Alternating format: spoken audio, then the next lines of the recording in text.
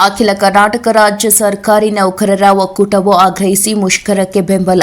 ಕೇಂದ್ರ ಸರ್ಕಾರದ ನೌಕರ ವಿರೋಧಿ, ಕಾರ್ಮಿಕ ವಿರೋಧಿ ಮತ್ತು ಜನ ವಿರೋಧಿ ನೀತಿಗಳ ವಿರೋಧ ತಾಲೂಕಿನಲ್ಲಿ ಪ್ರಮುಖ ಕಾರ್ಮಿಕ ಸಂಘಟನೆಗಳು ಜುಲೈ 9, 2025ರಂದು ಮುಷ್ಕರಕ್ಕೆ ಕರೆ ನೀಡಿದೆ.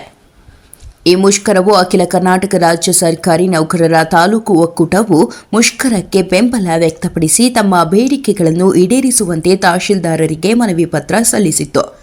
ಷೇರುಪೇಟೆ ಆಧಾರಿತ ಎನ್ಪಿಎಸ್ ಪಿಂಚಣಿ ಪದ್ಧತಿ, ಯುಪಿಎಸ್ ಪದ್ಧತಿ, ಪಿಎಫ್ಆರ್ಡಿಎ ಕಾಯ್ದೆಯನ್ನು ರದ್ದುಗೊಳಿಸಿ ನಿಶ್ಚಿತ ಪಿಂಚಣಿ ಪದ್ಧತಿಯನ್ನು ಮರುಸ್ಥಾಪಿಸುವಂತೆ ಆಗ್ರಹಿಸಿತು. ಜೊತೆಗೆ ಖಾಲಿ ಹುದ್ದೆ ಭರ್ತಿ ಮಾಡುವುದು, ಸರ್ಕಾರಿ ಉದ್ದಿಮೆಗಳ ಖಾಸಗೀಕರಣ ಕೈಬಿಡುವುದು ಸೇರಿದಂತೆ ಸರ್ಕಾರಿ ನೌಕರರ ಇನ್ನಿತರ ಬೇಡಿಕೆಗಳನ್ನು ಈಡೇರಿಸುವಂತೆ ಒತ್ತಾಯಿಸಿ ಅಖಿಲ ಕರ್ನಾಟಕ ರಾಜ್ಯ ಸರ್ಕಾರಿ ನೌಕರರ ಒಕ್ಕೂಟವು ಈ ಮುಷ್ಕರಕ್ಕೆ ಬೆಂಬಲಿಸಿತು. ಈ ವೇಳೆ ಬಸವರಾಜ್ ಬಿರಾದರ ಅಧ್ಯಕ್ಷರು, ಚಂದ್ರಶೇಖರ್ ಕಾಗೋಡು, ರಾಜೇಂದ್ರ ಕುಮಾರ್, ಸೋಮನಾಥ, ತಿಪ್ಪಣ್ಣ ಇತರರು ಇದ್ದರು. ವರದಿ ವೆಂಕಟೇಶ ನಾಯಕ, ಪ್ರಜಾಪವರ್ ಟಿವಿ, ಸಿಂಧನೂರು.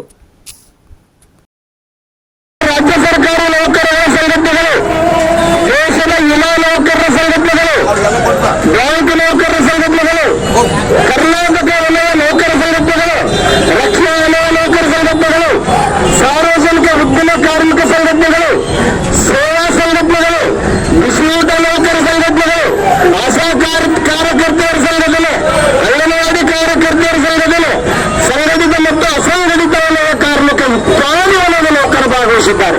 ನಿಮಗೆ ನಾವು ಮನೋಪೂರ್ವಕವಾಗಿ ನಿಮ್ಮನ್ನು ಸಲ್ಲಿಸ್ತಾ ಇದ್ದೇವೆ.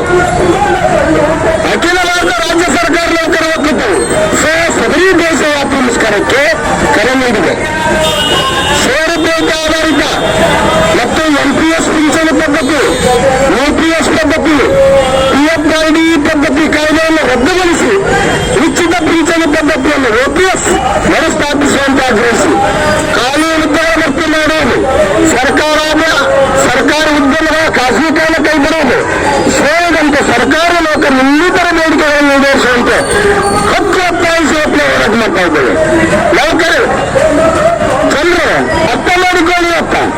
ಇವತ್ತು ನಮ್ಮ ಜನ ಸರ್ಕಾರ ಏನ್ ಮಾಡ್ತಾ ಇದೆ ಅಂದ್ರೆ ನೋಡಿ, ಓಪಿಎಸ್ ಹಲವಾರು ನೌಕರರ ಪರಿಸ್ಥಿತಿ ತುಂಬಾ ಕಷ್ಟದ ಸ್ಥಿತಿಗೆ ಬಂದ್ಬಿಟ್ಟಿದೆ ಇವತ್ತು. ಯಾಕೆ ಅಂದ್ರೆ ಒಬ್ಬ ನೌಕರ ಎನ್ಪಿಎಸ್ ಆಧಾರಿತ ಒಬ್ಬ ನೌಕರ ಗೊತ್ತಾದ್ರೆ ಅವ್ರ ಮನೆಗೆ ಕೇವಲ 306 ರೂಪಾಯಿ ಬಂದಿತ್ತು. ಲಾಸ್ಟ್ ಬೆಳಗ್ಗೆ ಸತ್ತ ನಮ್ಮ ಸಿಂಗೂರು ತಾಲೂಕಿನ ಬಸವರಾಜ್ ಅನ್ನುವಂತ ಮಾಸ್ಟ್ರ ಸತ್ರು, ಹಲವಾರು ಮದುವೆ ಬುದ್ಧಿ ಸತ್ರು. ಅವನಿಗೆ ಪಿಂಚಣಿ ಬಂದು ಬರೀ 340 ರೂಪಾಯಿ ಅರ್ಥ ಮಾಡ್ಕೊಂಡು. ಅಂದ್ರೆ ನೌಕರರ ಬಗ್ಗೆ ಎಷ್ಟೊಂದು ಕಾಳಜಿ ಇದೆ ಸರ್ಕಾರ. ಇವತ್ತು ಸರ್ಕಾರ ನೋಡಿ, ನಮ್ಮ ರಾಜ್ಯದಲ್ಲಿ 2,80,000 ಖಾಲಿ ಹುದ್ದೆಗಳಿವೆ.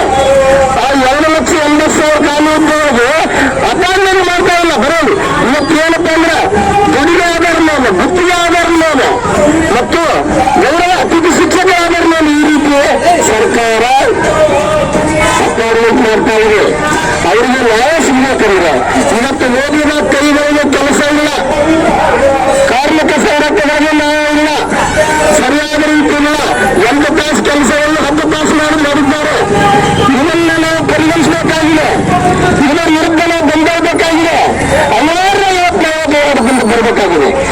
ನಾವು ಇದನ್ನು ಮಾಡಬೇಕಂದ್ರೆ ನಾವೆಲ್ಲರೂ ಒಂದಾಗಿ ಹೋರಾಟ ಮಾಡಬೇಕು. ನಮ್ಮ ಪ್ರಮುಖ ಬೇಡಿಕೆಗಳು ಎನ್ಪಿಎಸ್, ಯುಪಿಎಸ್, ಪಿಎಫ್ಆರ್ಡಿ ಕಾಯ್ದೆಯನ್ನು ರದ್ದುಗೊಳಿಸಿ ನಿಶ್ಚಿತ ಪಿಂಚಣಿಯನ್ನು ಮರುಸ್ಥಾಪಿಸಿ ರಾಜ್ಯ ಮತ್ತು ಕೇಂದ್ರ ಸರ್ಕಾರವನ್ನು ಖಾಲಿ ಇರುವ ಎಲ್ಲಾ ಹುದ್ದೆಗಳನ್ನು ನೇರ ನೇಮಕಾತಿ ಮೂಲಕ ಭರ್ತಿ ಮಾಡುವುದು.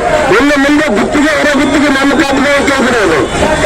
ನೆಕ್ಸ್ಟ್ ರಾಜ್ಯ ಸರ್ಕಾರದ ಎಲ್ಲಾ ಇಲಾಖೆ ವೃಂದ ಮತ್ತು ನೇಮಕಾತಿಗಳನ್ನು ಪರಿಷ್ಕರಿಸಿ ಪದೋನ್ನತಿ ನೀಡಲು ಕ್ರಮ ಕೈಗೊಳಿಸುವುದು. ಅದಕ್ಕೆ ಅನುದಾನಿತ ಶಾಲಾ ಕಾಲೇಜು ಕಾರ್ಯನಿರ್ವಹಿಸುತ್ತಿರುವ ಬೋಧಕೇತರ ಸಿಬ್ಬಂದಿಗಳನ್ನು ಓಪಿಎಸ್ ಮಾದರಿ ಜಾರಿಗೆ ತರುವುದು. ಕಾರ್ಮಿಕ ವಿರೋಧಿ 4 ಲೇಬರ್ ಕೋಡ್ ಕಾಯ್ದೆಗಳನ್ನು ಹಿಂಪಡೆಯುವುದು. ಒಟ್ಟಿನಲ್ಲಿ ನಮ್ಮ ಬೇಡಿಕೆಗಳು ನಿಮ್ಮ ಬೇಡಿಕೆಗಳಾಗಿವೆ, ನಿಮ್ಮ ಬೇಡಿಕೆಗಳು ನಮ್ಮ ಬೇಡಿಕೆಗಳಾಗಿವೆ.